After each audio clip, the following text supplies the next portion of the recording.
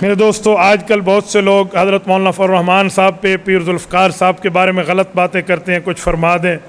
بھائیو، یہ علماء حضرت مولانا فضل الرحمان صاحب، پیر ذوالفقار احمد نقشبندی صاحب حضور پاک کے وارث ہیں، تو عالم نبی کا وارث ہے۔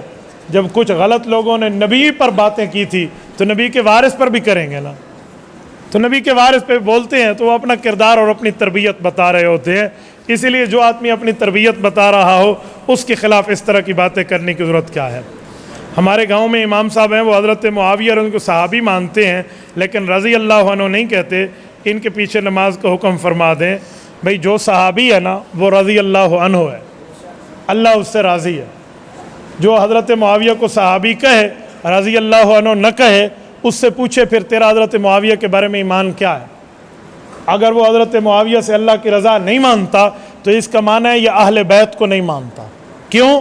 اہل بیت کے امام دوسرے نمبر پہ حضرت امام حسن رضی اللہ عنہ، تیسرے نمبر پہ حضرت امام حسین رضی اللہ عنہ، یہ دونوں گئے۔ ان بھائیوں نے حضرت معاویہ کے ہاتھ میں ہاتھ دے کر بیعت کی اور پوری زندگی ان کی اطاعت کی، تا دم وفات ان کے خلاف نہیں اٹھے، ان کو تسلیم کیا۔